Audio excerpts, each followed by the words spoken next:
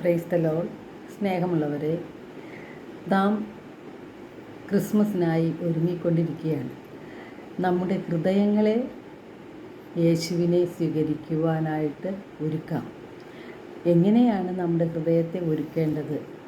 ഭാഗികമായ ആഘോഷങ്ങൾക്കപ്പുറം നമ്മുടെ ഹൃദയമാണ് നാം ഒരുക്കി വച്ച് യേശുവിനെ സ്വീകരിക്കേണ്ടത്. നമ്മുടെ ഹൃദയത്തിൽ യേശു പിറന്നില്ലെങ്കിൽ പിന്നെ ഈ ആഘോഷങ്ങൾ കൊണ്ട് യാതൊരു പ്രയോജനവുമില്ല. യേശു ആരായിരുന്നു എന്ന് നാം അറിഞ്ഞിരിക്കണം. ദൈവപുത്രനായ യേശുവിൻ്റെ ജനനം ആയിരക്കണക്കിന് പ്രവാചകന്മാരുടെ പ്രവചനത്തിൻ്റെ പൂർത്തീകരണമായിരുന്നു. മനുഷ്യാവതാരം ചെയ്ത ദൈവപുത്രനാണ് യേശു. യോഹന്നാൻ 1:1 ആദിയിൽ വചനമുണ്ടായിരുന്നു, വചനം ദൈവത്തോടു കൂടെയായിരുന്നു, വചനം ദൈവമായിരുന്നു. വചനം മാംസം ധരിച്ച് മനുഷ്യനായി, അതായത് ദൈവം മനുഷ്യനായി ഭൂമിയിലേക്ക് വന്നു. യേശു ദൈവവും മനുഷ്യനുമാണ്. യുഗങ്ങൾക്ക് മുൻപേ ഉണ്ടായിരുന്നവനാണ്. യേശയ്യ 7:14 യേശുവിനെ 500 വർഷങ്ങൾക്ക് മുമ്പ് ജീവിച്ചിരുന്ന യേശയ്യ പ്രവാചകനിലൂടെ ദൈവം ആഹാസ് എന്നു പേരുള്ള രാജാവിനോട് അരുളി ചെയ്തു, യുവതി ഗർഭം ധരിച്ച് ഒരു പുത്രനെ പ്രസവിക്കും, അവൻ ഇമ്മാനുവേൽ എന്ന് വിളിക്കപ്പെടും. പുതിയ നിയമത്തിൽ നാം കാണുന്നത് മത്തായിയുടെ സുവിശേഷം 1:22 യേശുവിൻ്റെ ജനനത്തെക്കുറിച്ച് പറയുന്നുണ്ട്. കന്യക ഗർഭം ധരിച്ച് ഒരു പുത്രനെ പ്രസവിക്കും, ദൈവം നമ്മോടുകൂടെ എന്നർത്ഥമുള്ള ഇമ്മാനുവേൽ എന്ന് വിളിക്കപ്പെടും. യേശുവിൻ്റെ ജനനത്തെക്കുറിച്ചും മരണത്തെക്കുറിച്ചും ജീവിതത്തെക്കുറിച്ചും ഉത്ഥാനത്തെക്കുറിച്ചും സ്വർഗാരോഹണത്തെക്കുറിച്ചും രണ്ടാമത്തെ ആഗമനത്തെക്കുറിച്ചുമെല്ലാം ധാരാളം പ്രവചനങ്ങൾ ബൈബിളിൽ നാം കാണുന്നുണ്ട്. എന്തിനു വേണ്ടിയാണ് ദൈവം തൻ്റെ പുത്രനെ ഭൂമിയിലേക്ക് അയച്ചത്? അപ്പോൾ നമ്മുടെ ഹൃദയത്തെ ഒരുക്കണമെങ്കിൽ നാം ആദ്യം ഇത് അറിഞ്ഞിരിക്കണം.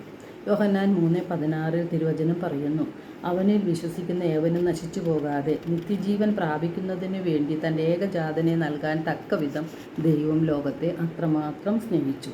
ദൈവം തൻ്റെ പുത്രനെ ഈ ലോകത്തിലേക്ക് അയച്ചത് ലോകത്തെ ശിക്ഷയ്ക്ക് വിധിക്കാനല്ല, പ്രത്യുത അവൻ വഴി ലോകം, അതായത് നാം ഓരോരുത്തരും രക്ഷ പ്രാപിക്കുന്നതിന് വേണ്ടിയാണ്.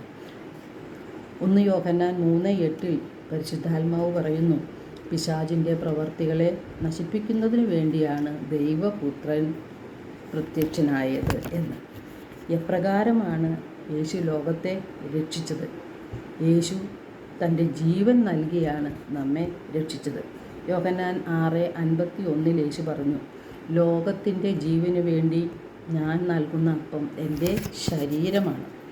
യേശുവിൻ്റെ തിരു രക്തത്താലാണ് നമ്മുടെ പാപക്കറകൾ കഴുകി കളയുന്നത്. നമ്മെ വിശുദ്ധീകരിക്കുന്നത് ദൈവത്തിൻ്റെ യേശുവിൻ്റെ തിരുരക്തമാണ്. അതുകൊണ്ടാണ് തിരുവചനം പറയുന്നത്, നാം നമ്മുടെ സ്വന്തമല്ല, യേശുവിൻ്റെ തിരുരക്തത്താൽ വിലയ്ക്ക് വാങ്ങപ്പെട്ടവരാണ് എന്ന്. എങ്ങനെയാണ് യേശു നമ്മുടെ ഹൃദയത്തിൽ ജനിക്കുന്നത്? യേശു എനിക്കാരാണ്? യേശു എനിക്ക് വേണ്ടി എന്താണ് ചെയ്തത്? നാം എപ്രകാരമാണ് രക്ഷപ്പെട്ടത്? ഈ കാര്യങ്ങൾ നാം അറിഞ്ഞാൽ മാത്രമേ നമുക്ക് യഥാർത്ഥത്തിലുള്ള അനുതാപവും മാനസാന്തരവും ദൈവത്തിൻ്റെ കൽപ്പനകൾ പാലിക്കണമെന്നുള്ള ഉത്തരവാദിത്ത ബോധവും നമുക്ക് ഉണ്ടാകുകയുള്ളൂ. പാപത്തിൽ നിന്ന് ഒഴിഞ്ഞു മാറാനും വചനം ഹൃദയത്തിൽ സ്വീകരിച്ചുകൊണ്ട് വചനമനുസരിച്ച് ജീവിക്കുവാനും നമുക്ക് കഴിയുന്നത് അപ്പോൾ മാത്രമാണ്. യേശു നമ്മുടെ പാപഭാരമെല്ലാം ഏറ്റെടുത്ത് നമുക്ക് വേണ്ടി പീഡകൾ സഹിച്ച് കുരിശിൽ ജീവൻ ബലിയർപ്പിച്ചു. നമ്മുടെ ആത്മാക്കളെ രക്ഷിക്കുന്നതിനു വേണ്ടിയാണ് യേശു അപ്രകാരം ചെയ്തത്. സങ്കീർത്തകൻ 119:11 സങ്കീർത്തകൻ പറയുന്നുണ്ട്, അങ്ങേക്കെതിരെ പാപം ചെയ്യാതിരിക്കേണ്ടതിന് അങ്ങയുടെ വചനം എൻ്റെ ഹൃദയത്തിൽ സൂക്ഷിച്ചിരിക്കുന്നു എന്ന്. അപ്പം നാം ജീവിതത്തിൽ ദൈവത്തിന് ഒന്നാം സ്ഥാനം കൊടുത്തുകൊണ്ട് യേശു നൽകിയ പുതിയ കൽപ്പനയായ ഞാൻ നിങ്ങളെ സ്നേഹിച്ചതുപോലെ നിങ്ങൾ പരസ്പരം സ്നേഹിക്കുവിൻ എന്ന കൽപ്പന പാലിക്കുമ്പോഴാണ് യേശു നമ്മുടെ ഹൃദയത്തിൽ ജനിക്കുന്നത് എന്ന് നാം മനസ്സിലാക്കണം. റോമ 8:32 വിശുദ്ധ പൗലോസ് ലീഗയിലൂടെ പരിശുദ്ധാത്മാവ് ചോദിക്കുകയാണ്, സ്വപുത്രനെ പോലും ഒഴിവാക്കാതെ നമുക്കെല്ലാവർക്കും വേണ്ടി അവനെ ഏൽപ്പിച്ചു തന്നവൻ അവനോടുകൂടെ സമസ്തവും നമുക്ക് ദാനമായി നൽകാതിരിക്കുമോ?